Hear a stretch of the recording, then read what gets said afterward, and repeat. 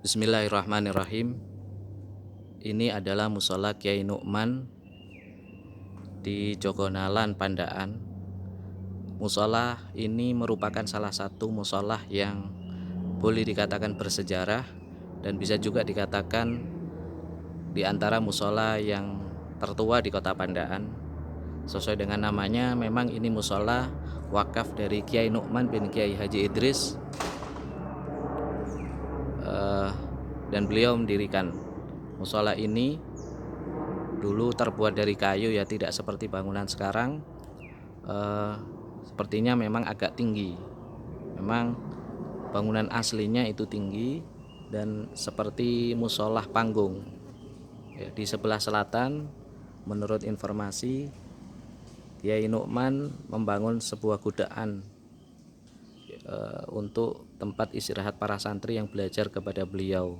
Ya, seperti pondok pesantren yang sekarang menjadi pondok pesantren Aqdamul Ulama. Di situ ada beberapa tempat istirahat para santri yang belajar di musola ini.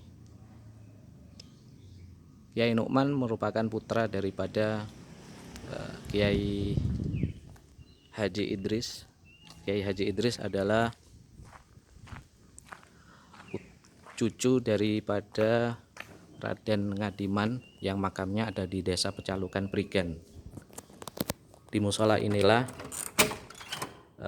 Kiai Nu'man mengajar para santri, masyarakat, ya, yang ada di Jogonalan dan Pandaan sekitarnya. Kiai Nu'man dulu berguru kepada Kiai Mas Zayadi, seorang ulama harismatik di Kota Bangil. Kiai Mas Zayadi ini adalah dulu pernah belajar di Kota Mekah sekaligus pernah mengajar di Masjidil Haram. Jadi ulama yang luar biasa beliau. Kemudian beliau memutuskan untuk pulang ke Bangil.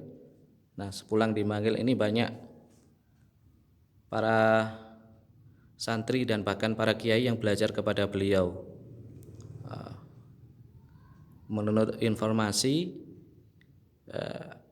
Al-Habib Abdullah bin Ali Al-Haddad itu pernah juga istifadah kepada Kiai Mas Zayadi.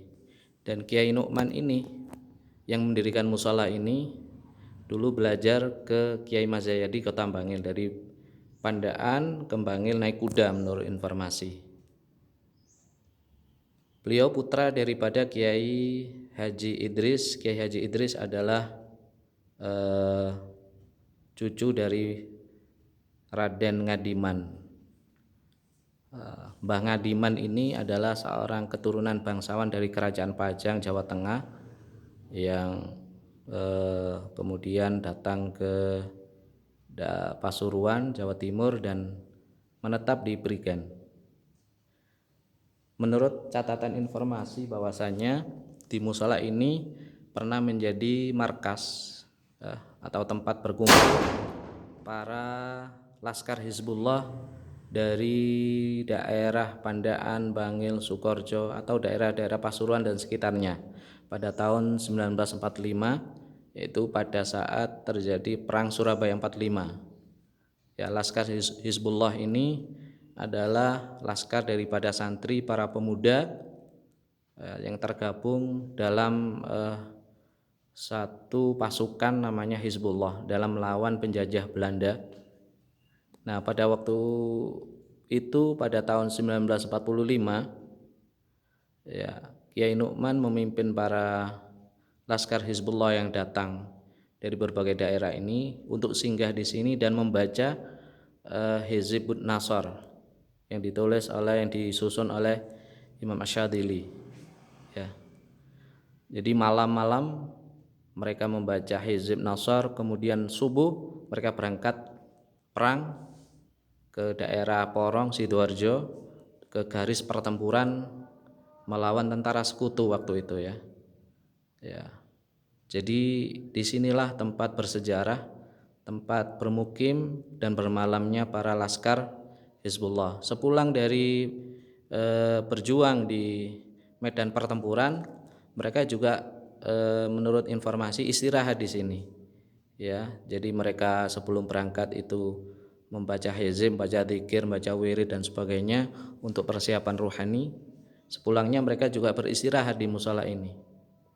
Nah, kemudian dalam perjalanannya musola ini menjadi tempat markas dakwah, ya, diantaranya para ulama-ulama banyak yang hadir di sini, ya.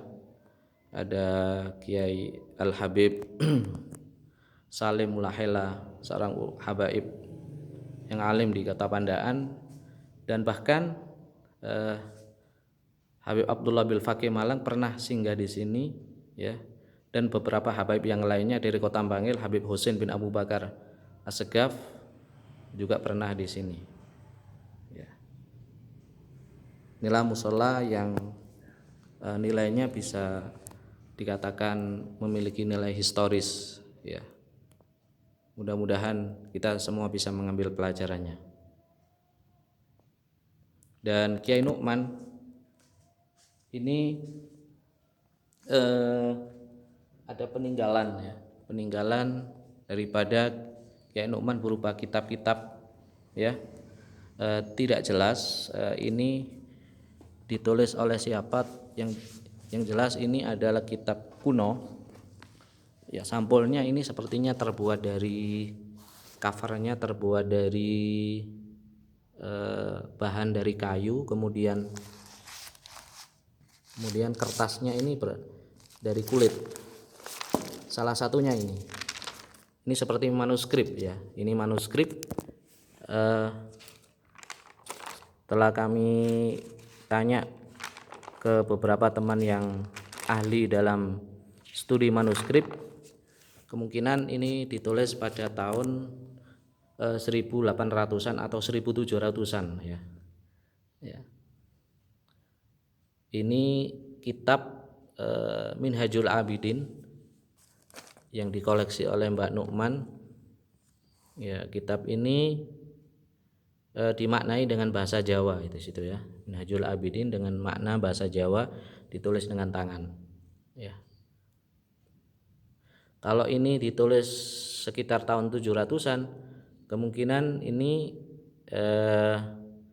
warisan dari Mbah Kiai Idris, ayah dari Mbah Kiai Nu'man, atau kemungkinan juga beliau ketika belajar membeli, gitu, ya, membeli.